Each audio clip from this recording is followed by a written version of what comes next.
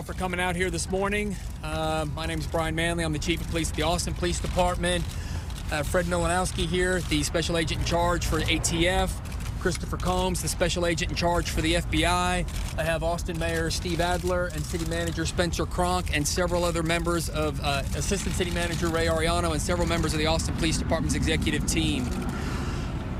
I think you all are aware, and our community is well aware, that it has been a long, almost 3 weeks for the community of Austin as we have dealt with package bombs and other types of bombs that have been placed throughout our community. We have seen members of our community that have lost their lives and others whose lives have been forever changed due to significant injuries.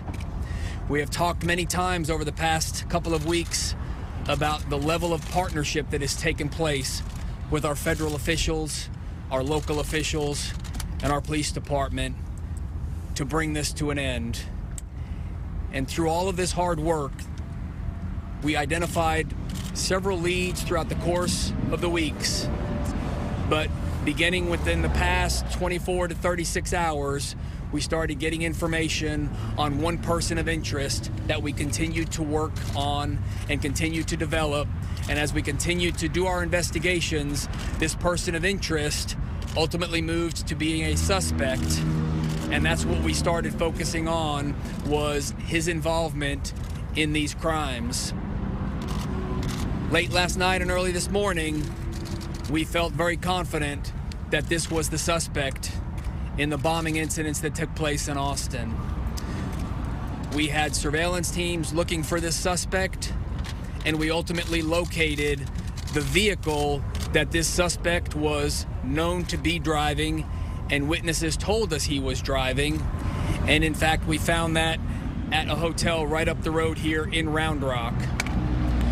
We had multiple officers from both the police department and our federal partners that took up positions around the hotel awaiting the arrival of our tactical teams, because we wanted to have ballistic vehicles here so we could attempt to take this suspect into custody as safely as possible. While we were waiting for those vehicles to get here, much time had passed and the vehicle started to drive away. We began following the vehicle, again waiting to get the tactical vehicles here so we could take this, make a stop. However, the vehicle ended up stopping in the bar ditch on the side of the road behind us. As members of the Austin Police Department SWAT team approached the vehicle, the suspect detonated a bomb inside the vehicle, knocking one of our SWAT officers back, and one of our SWAT officers fired at the suspect as well. The suspect is deceased and has significant injuries from a blast that occurred from detonating a bomb inside his vehicle. We cannot name this suspect at this time because he has not been positively identified yet by the medical examiner, and next of kin have not yet been notified. So there will be a lengthy investigation that will take place regarding the officer-involved shooting. The investigation will be conducted by the Austin Police Department's Internal Affairs Unit, with the Austin Police Monitor participating as well for a review of compliance with departmental policy. There will be a concurrent criminal investigation that will take place by the Texas Rangers of the incident that occurred here tonight. Again, this is the culmination of 3 very long weeks for our community. And throughout these weeks, we've talked about the importance of remaining vigilant and looking out for each other.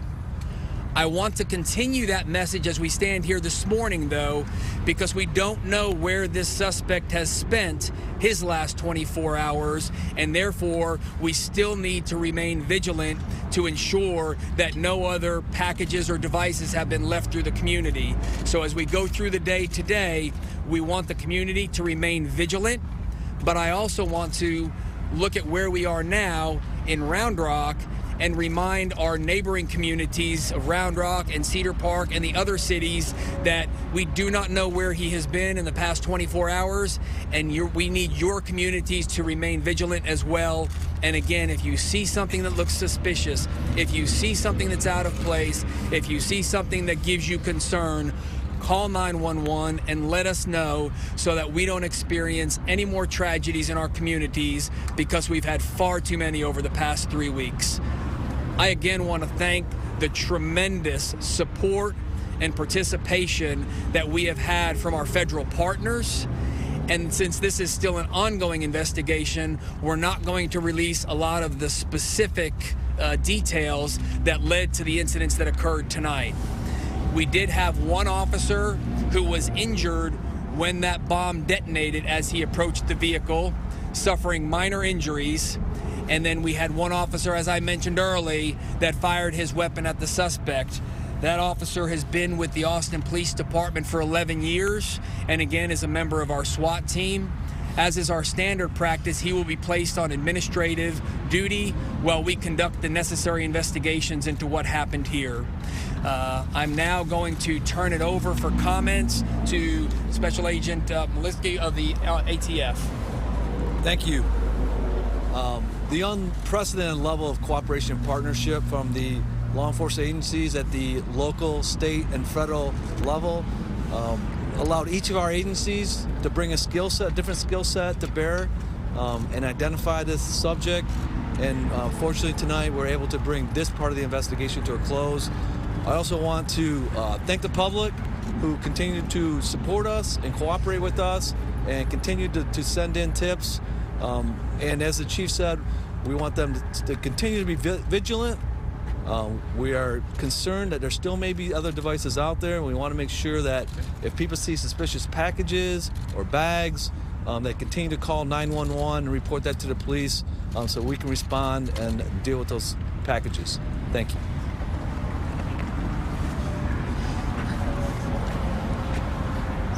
I'd like to say today's a great day for law enforcement. I'd like to thank the partners. There's an exceptional relationship here in Texas, and particularly in Austin. Chief Manley did an unbelievable job. The federal government brought the full resources of federal law enforcement here to solve this and to stop the injuring and the killing that was occurring. As the chief said, we're not done yet. It's a long day ahead. We are concerned that there may be other packages that are still out there. We need the public to remain vigilant, especially today as we go through this investigation. We will be here as long as it takes with our partners to figure out exactly what happened, why it happened, and how it happened. And we're committed to staying here with the Austin Police Department for as long as it takes to make sure we understand exactly what happened here. I'd just like to say this is what law enforcement does every day in this country. The brave men and women of the Austin Police Department put their lives on the line tonight to stop this man from setting off bombs. As the chief said, one of their officers was hurt approaching the suspect as he detonated a second device. That's what law enforcement does every day in this country. They put their lives on the line to make sure that all of us are safe. And I'd like to commend the chief and his brave men and women that approached that subject's vehicle and stopped the subject from hurting anybody else. Thank you very much.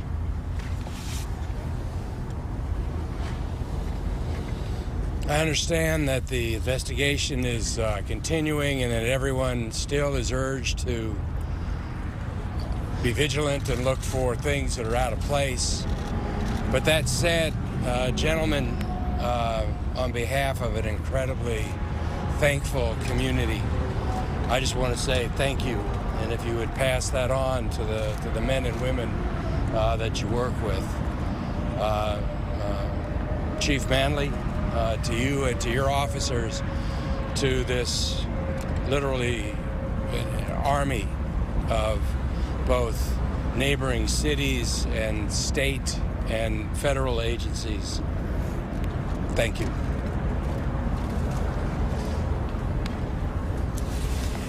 And I'd just like to close with just really a thought for the families in our community who lost loved ones or who had loved ones seriously hurt in these incidents. Our heart remains with you as you go through your healing process and your time of sorrow, and we stand by you and with you in your time of need. And with that, we'll open it up for questions. Chief, was the suspect an Austin resident? There may be Chief, was the suspect an Austin resident? Suspects involved? Are you still looking for other individuals who may be connected to this one, or was this a lone wolf? This investigation is still underway, so we cannot say that this was an individual acting on their own. That's why this investigation will continue through the day or days coming. Are you still searching Without naming the suspect, facilities? can you give us at least some biographical details? Rough age? Was he an Austin resident? The individual involved in this incident was a 24-year-old white male, and we're not going to give out any information regarding his residence. Any accomplices, sir? Sorry? Maybe you covered this, but any accomplices? As I said, this investigation is ongoing. We want to make sure that we have confirmed that he either acted alone, or if there were any accomplices, that we identify them. Does this individual date back to March 2nd? We believe that this individual is responsible for all incidents that have taken place in Austin, starting on March 2nd, those that occurred since then as well. Are you still searching the FedEx facility? Evacuated? Sir, are you still searching the FedEx facilities? There is an operation going on in Schertz, Texas, I believe, at that warehouse. Again, wanting to make sure that that warehouse is safe, in addition to the fact that a bomb detonated in that warehouse, and it takes a while to process a post-blast investigation like that, so that's going to take a while for that one to be cleared. Chief, do we have a why, Chief? Sorry? Was it the FedEx package that led you to this guy? There were several leads that led us to this person. We had a lot of evidence that came to us via video sources as well as witnesses. Was he ever on your radar prior to this?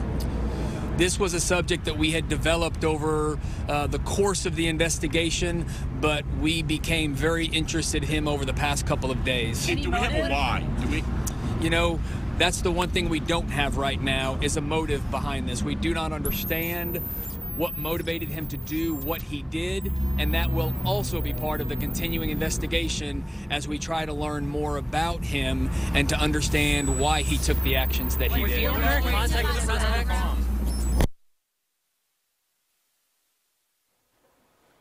Way to deliver another bomb. It is obvious that he had one with him, and that's the one that he detonated in the vehicle as we approached. I can ask with regards to how this motive or how the operations of the bombs evolved. It started off package bomb, it moved to tripwires, it moved to FedEx. It doesn't seem like the same guy. So why are you so confident that this is the same guy, or is this just an example of the person the suspect evolved? Again, as we've said all along, we didn't want to give out specific descriptions of the types of packaging the initial bombs were in, because we knew that there was the potential he would change his methods, and that is in fact what occurred here. We do believe that all of these are related and that he is responsible for these based on the similarities that we have seen in all of the devices and in the evidence we're finding from those that did detonate.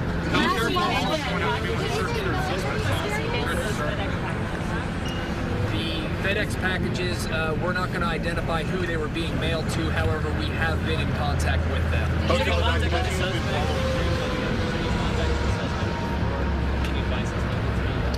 No, we had found him in the parking lot of a hotel in this neighborhood behind us, and we did not contact him. Again, we wanted this to come to a peaceful resolution tonight, but we knew how dangerous this situation was given what he had done in our community leading up to tonight. So we were waiting to get the best assets in place with our tactical teams and our ballistic vehicles so that we had the best chance possible to take him into custody. However, we were not afforded that opportunity when he started driving away, and we could not let him get anywhere into the community, and that's when we ended up having an interaction on the frontage road behind us. Did he drive away because he saw police? Did he drive away because he saw police? I mean, any evidence of that? I don't know why he drove away. The officers that were there had been watching him for quite some time, so nothing had changed there to where I believe that he saw them, but that's something we'll never know. Does he have a military background? Don't know what his background is. Last question. Chief, do you know the motive at this point? Do you know what motivated him at this point, now that you've been able to put this to this point? No, again, as we stated earlier, we do not know what the motive was behind that, and hopefully as we continue this investigation, we will uncover some facts so that we can try and understand, although this is something that there is no rationale for, but we can try and understand what his motive was. Thank you very much.